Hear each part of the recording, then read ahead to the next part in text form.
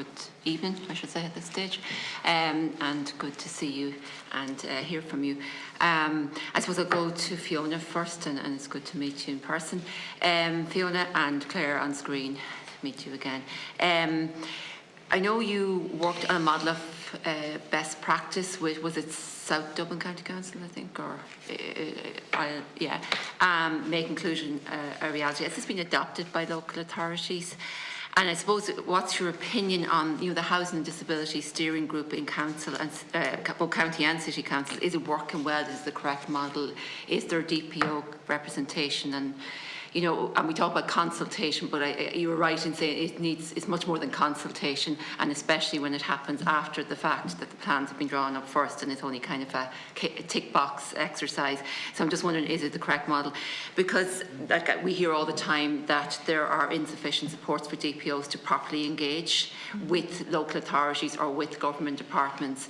Often meetings are held at times that suit the officials, and it's their paid employment, whereas the disabled person might be the only unpaid person in the room and may not even have the correct supports given to them, or even acknowledge the fact that they have a job and they may not be able to attend. So even to talk about what supports should be made available to DPOs so that they can engage better with government departments and local authorities.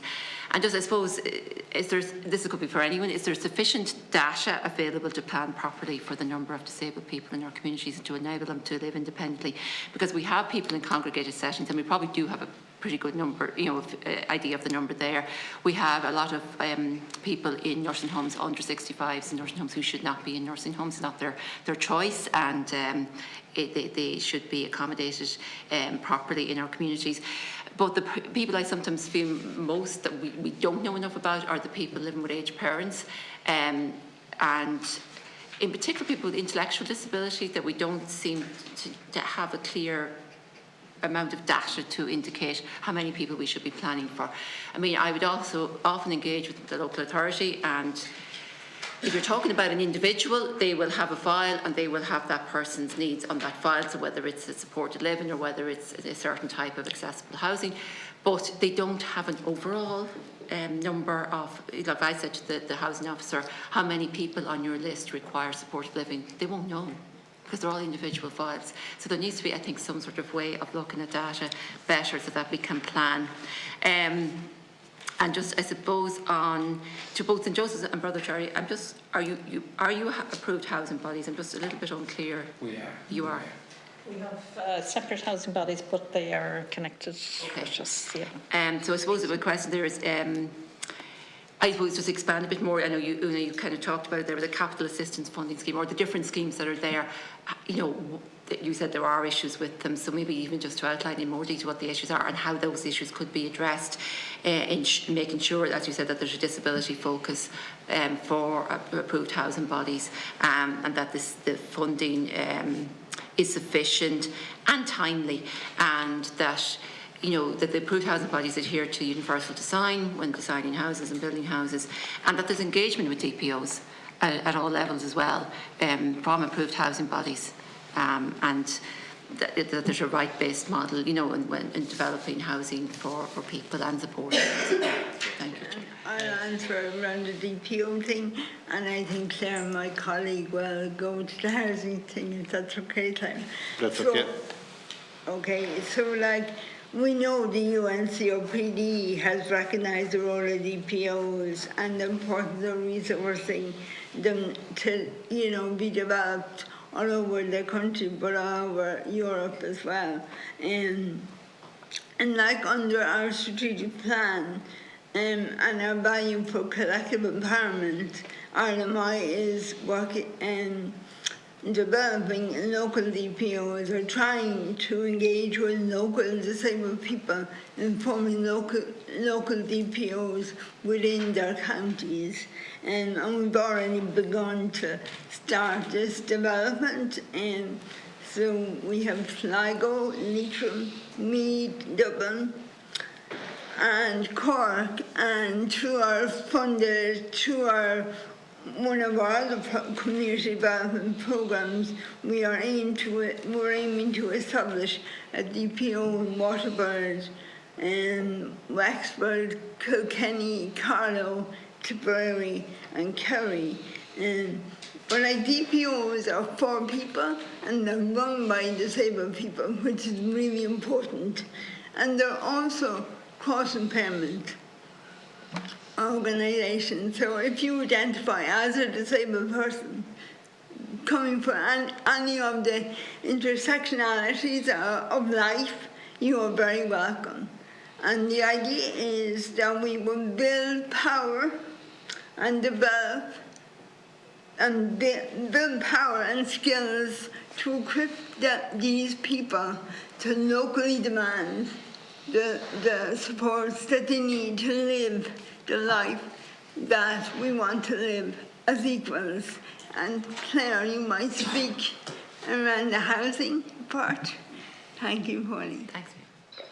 Yes, ILMI has been involved in making inclusion a reality, and it was about facilitating disabled people in the development of housing through housing disability steering groups.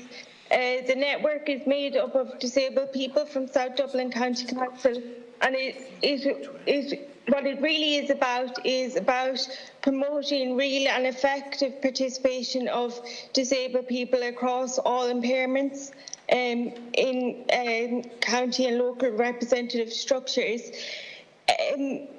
That model itself, local in Dublin, South Dublin County Council, they are paid a stipend for attending meetings, but you're right, in general, disabled people are asked to attend these meetings, and it isn't always clear if their expertise are valued in monetary terms. So that needs to be looked at. But also, ILMI has a strong position in housing policy for disabled people, and we have been fully involved in the National Housing Strategy for Disabled People 2021 to 2022, and we have a number of our representatives and members on different HTSGs, so that is a good step forward because it supports Article 4.3 of the UNCRPD. Deputy Tully, to answer your question in relation to the numbers of people, the HSE used to have a system, the NIDD, the National Intellectual Disability Database, which collected information. It was like a census for people with disabilities. That was changed in recent years to the NAS system, NASS. There's 74,000 people on that system. 29,000 people are adults with disabilities, and that has identified that there are 1,700 adults with intellectual disabilities that in the next 5 years will require residential care. So in the 2024 budget, there's a place for 90 residential placements. So if you multiply that out over the 5 years, that's 450. It's coming in at about 25%. Now we know the Minister for Disabilities is fighting extremely hard for the sector, more than we have ever seen before, and I'm in the sector for over 20 years, but it's still falling very, very short in relation to what is required, and the revenue to be able to support those people. And that's compounded also by the fact with decongregation, there's costs involved in that, where you have the economy of scale has been for supporting people is being lost through decongregation, which has to happen. Una mentioned earlier in relation to disability funding for disability within housing, and for possibly to be ring-fenced is what we would be looking at. That any funding that is being given to housing bodies, we're a small one just to build for ourselves, maybe one every 3-5 years. But those that are getting those, that they should ring-fence them for not just persons with disabilities, but also disability organisations like ourselves, so that we can have access to them to be able to support those who we know won't be able to look after themselves. And we also know that that there's about 1,400 adults with disabilities out there living with parents over 70 years of age. And it's a very sad state of affairs for that. Those families, those parents and their families have given this state enough service. and they deserve, as they head into their elder years, to know that their loved one is going to be cared for appropriately, ideally within their own community and not sent outside it. And that's what we strive to do. And ourselves in St. Joseph's and other organisations across the National Federation are advocating on that behalf all the time. If we were able to get commitments to be able to resource to initially to build these houses, either through CAS funding, buying them, retrofitting them, that we could do it. But there's no multi-annual plan at the moment. And without that, in the absence of that, we can't do it, Deputy. Deputy Tully, I'd like to add to that, and I'd like to maybe to add another category to the congregation, the nursing, the middle-aged parents, is the complex support needs. There are many children out there that their families are at breaking point, and young adults, so it's that cohort as well. And increasingly we're finding children abandoned in respite facilities and adults as well. So I think it's a combination of planning for residential and respite. I think families will hold on if they knew they were on the plan somewhere, but there is no plan at the moment.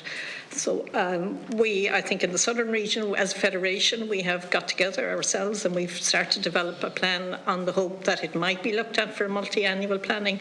I think if something similar was done around the country, because we know who we're planning for, we know their needs, there'll always be an emergency situation that we couldn't predict, but we will have captured 80% of them, I'd imagine, so as regards their needs going forward. So it is, I think we need to keep families together.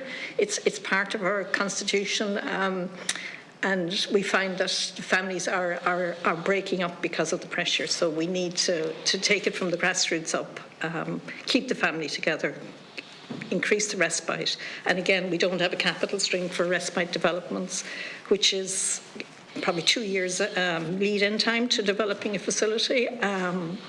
And there are different ranges of that as well. Home share has worked very well for a lot of children and adults, but for the more complex individuals, we are looking at residential respite to give families a clean break. Just a quick comment on older age parents and disabled people. This is a concern that's been raised time and time again with young disabled people and disabled people throughout their lives. They are scared because there isn't planning put in place for having accessible, universal designed homes.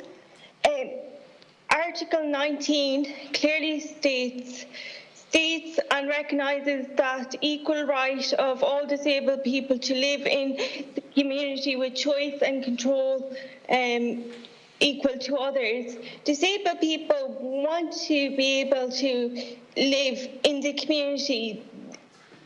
As a disabled young person, they want to have the same right to live in the community apart from their parents in some form, as their non-disabled peers have that right when they reach a certain age.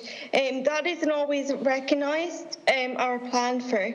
So that's what I want to add. Thank you. Because as a DPO, and we have a running campaign for over 3 years on the right to a personal assistance service.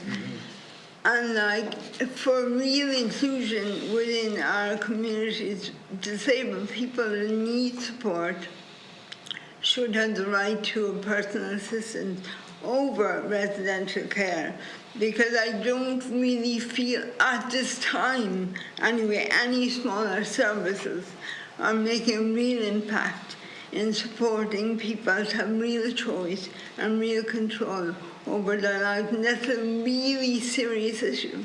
So having access to the right to choose your own support and what you do during the day is really, really important.